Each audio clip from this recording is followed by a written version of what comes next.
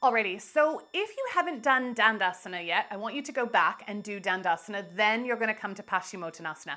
And the reason for that is the foundation of Pachimottonasana is Dandasana. You might also, and I would possibly recommend, get a strap of some sort for this.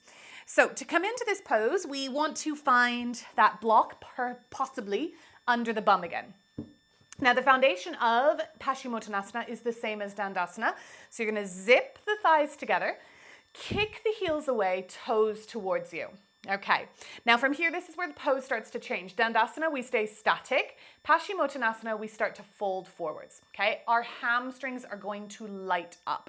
Now, what I always see in yoga is people doing this. Yep, I can grab my toes.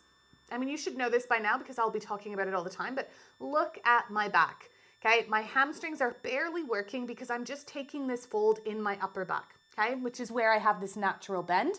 And this is what we're trying to get rid of in yoga. We're trying to kind of counteract this forward folding of our shoulders, this really like hunchy over position. So you've got two options. I'm going to show you without the strap and with the strap. There are pros and cons of each. So I like to start with just my hands on my thighs, active, legs engaging. Then I start to just gently draw the backs of my shoulders towards each other. I'm going to lift my sternum just like I did in Dandasana, slight tuck of the chin. You're going to have a habit of, as you come forward, doing this with the neck. Remember, we want to keep the neck smooth.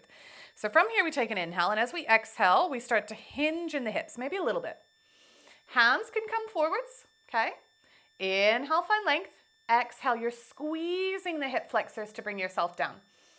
What happens if we start to rush the arms forwards is that we round the back and we start to concave that chest. Remember, I said we want to keep that all open.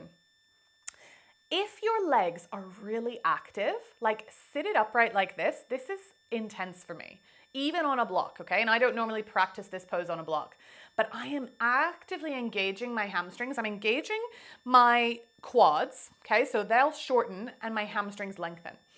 So all you want to do here is slow and subtle changes, and you are listening. This is where yoga, we're trying to put the ego to the side and we're feeling into the body. We're developing that proprioception. Okay, you might come this far, you might not even come this far. Some people are going to really struggle. Okay, if you've got really tight hamstrings, you're going to be back here.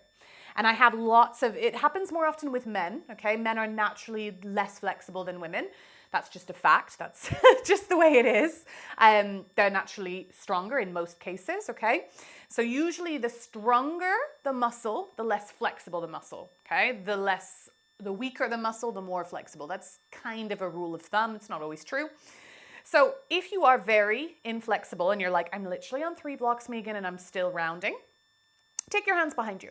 Flex the feet and just work on straightening the spine.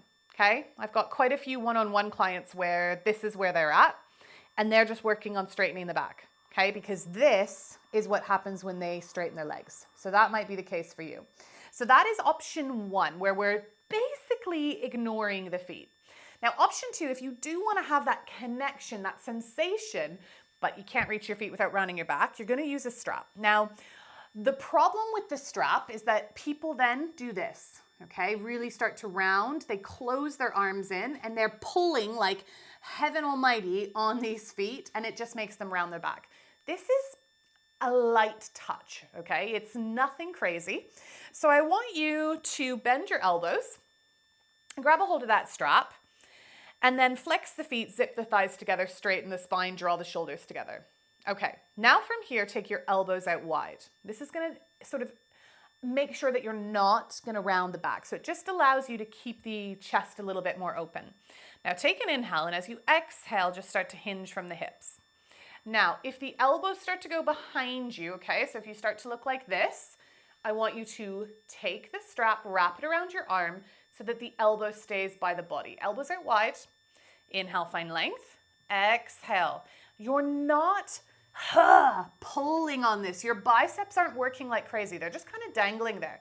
You're still using your hip, but you've got this sensation that you're holding on to the feet. Okay. If you're like, ooh, I can feel my guns really working, you're not doing it right. Okay. So the biceps are quite soft. You're just kind of holding on to that strap.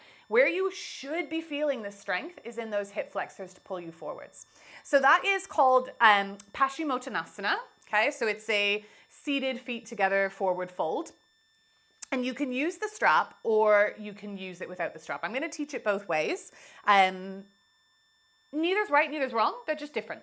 And hopefully that made sense.